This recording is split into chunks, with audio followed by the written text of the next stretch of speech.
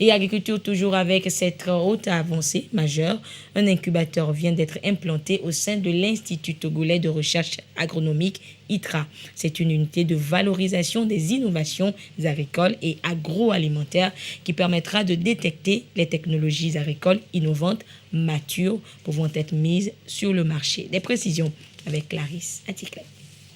Un incubateur pour l'éclosion des start-up agricoles.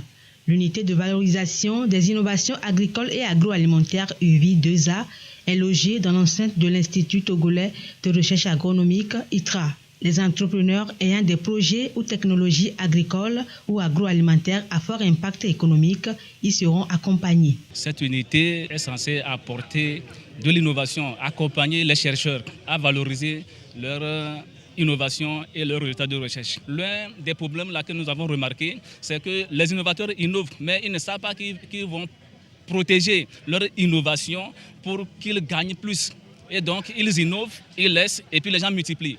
Et donc, après la formation, il faut maintenant procéder au brevetage. Et ensuite, maintenant, les accompagner, il faut produire le business plan et les soutenir auprès des partenaires financiers. À travers l'incubateur UVI-2A, 30 projets agricoles seront soutenus sur une durée de 2 ans.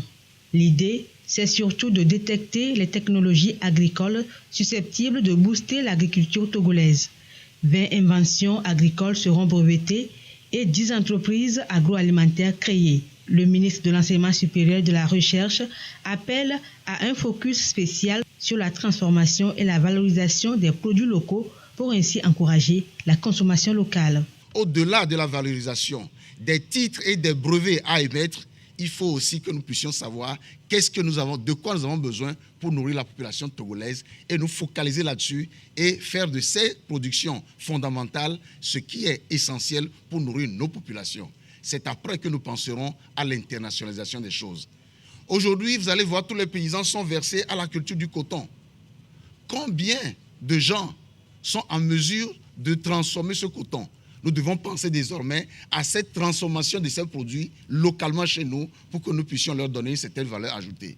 L'incubateur UVI-2A est mis en place grâce au financement de l'Agence universitaire de la francophonie, AUF, à travers son projet Valorisation des résultats de la recherche et de l'innovation en Afrique de l'Ouest, VARIWA.